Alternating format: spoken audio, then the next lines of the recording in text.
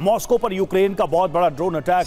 खबर आ रही है रात भर मॉस्को पर ड्रोन से यूक्रेन के हमले जारी रहे। 150 ड्रोन से यूक्रेन ने हमले किए हैं और मॉस्को के रिहायशी इलाकों पर भी प्रहार किया है। तो यूक्रेन भी कहीं से भी रुकने को तैयार नहीं है। एक तरफ तो रूस की कार्रवाई हो ही रही है, लेकिन उसके बाद पहले 91 ड्रोन से हमले का दावा रूस ने किया कि यूक्रेन ने अटैक किया पुतिन के निवास पर। और अभी जो खबर हम आपको बता रहे हैं कि मॉस्को पर रात भर ड्रोन से हमले किए गए। 150 से ज्यादा ड्रोन के जरिए यह हमला यूक्रेन की तरफ से किया गया।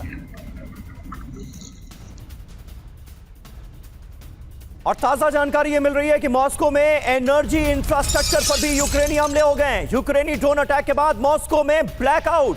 पूरे मॉस्को में यूक्रेनी हमलों के बाद छाया अंधेरा। ये देखिए तस्वीरें। रूस ने 100 से ज्यादा ड्रोन्स को मार गिराने का दावा किया है। ये तस्वीरें आपको दिखा रहे हैं, ये कहीं और की तस्वीरें नहीं है, ये रूस की राजधानी मॉस्को की तस्वीरें हैं, जहां पर यूक्रेन के ताबड़तोड़ हमलों के बाद ब्लैकआउट नजर आ रहा है। दो तस्वीरें आपके सामने। मॉस्को के रिहायशी इलाकों पर भी जोरदार प्रहार किया गया है और एनर्जी इंफ्रास्ट्रक्चर को भी बनाया गया है निशाना। और एक और बड़ी खबर है, रूस और जर्मनी के बीच बढ़ा तनाव। रूस के खिलाफ जर्मनी की गुप्त योजना, युद्ध की स्थिति के लिए अलग रणनीति बनाई। जर्मनी का ऑपरेशन डिफेंस प्लान तैयार है। पॉलिटिको के हवाले से खबर।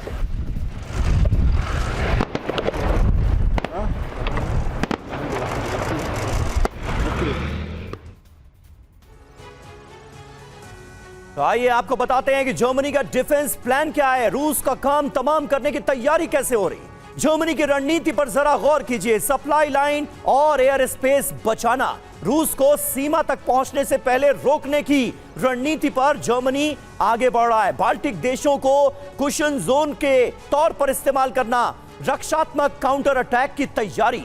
जर्मनी की स्ट्रैटेजी के बारे में आपको बता रहे हैं। शहरी इलाकों को युद्ध से दूर रखने की प्लानिंग है। समुद्री सप्लाई सुरक्षित रखने को लेकर काफी सीरियस नजर आ रहा है जर्मनी।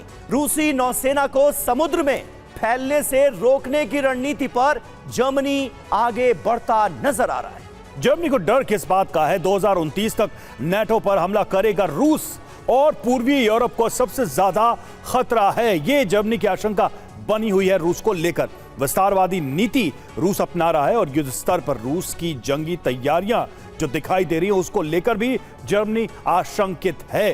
तो ये तमाम चीजें हैं। कैप्टन श्याम, अब सवाल कुल मिलाकर यह है कि जर्मनी तो अकेला नहीं है, ब्रिटेन और फ्रांस भी लगभग ऐसी ही तैयारी कर रहे हैं। 2029 की बात भले ही कही जा रही हो, लेकिन एक चीज तो साफ दिखाई दे रही है कि जितनी तैयारी रूस की है उतनी ही तैयारी करने की जुगत में अब यूरोपीय कंट्री जर्मनी भी है। यानी ये तैयारी शांति की तो नहीं दिखाई दे रही, ये किसी बड़े युद्ध की ही तैयारी दिखाई दे रही। आप कैसे देखेंगे सारे प्रिपरेशन को? धन्यवाद रवि। जय हिंद सन वरुणा। देखिए, मैं थोड़ा इसको अलग ढंग से देखता हूं और मैं मानता हूं कि रूस की विस्तारवादी नीति नहीं है। रूस ने एक नपे तुले प्लान के तरह क्रीमिया को अनेक्स किया था और उसके बाद उन्होंने ये डॉनबास के रीजन को लिया और जो उसके जो लिमिटेड टेरिटोरियल गेन्स है उसके साथ ही युद्ध को वही रोकना चाहता है। वरना चाहता तो रूस कब का यूक्रेन को खत्म कर देता।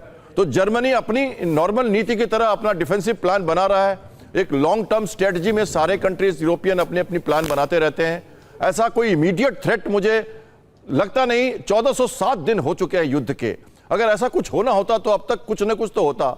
पोलैंड के थोड़े बहुत इलाके में कभी कोई ड्रोन चला जाए, बेलारूस से कभी स्वाल्विक कॉरिडोर तक वो चले जाए, कलिनग्राद तक वो अपना आवाज लगाते रहे, या बाल्टिक फ्लीट अपनी रशिया उनकी मूव करते रहे। ये तो नॉर्मल रूटीन ऑपरेशन है। तो लेकिन हुआ है, कई ड्रोन्स गए हैं नाटो कंट्रीज में, ये घटनाएं तो हुई हैं इसके पहले, और कई बार ऐसा लगा कि रेड लाइन क्रॉस हो गई है और शायद नाटो इंगेज होगा, लेकिन दोनों ने रिस्ट्रेन किया। यस, यही मैं कहना चाह रहा हूं कि ये होगा नहीं। ये देखिए, घटनाएं छुटपुट घटनाएं मैं मान के चलता हूं और एक लंबा प्लान की तरह कोई अटैक की संभावना नहीं बनती।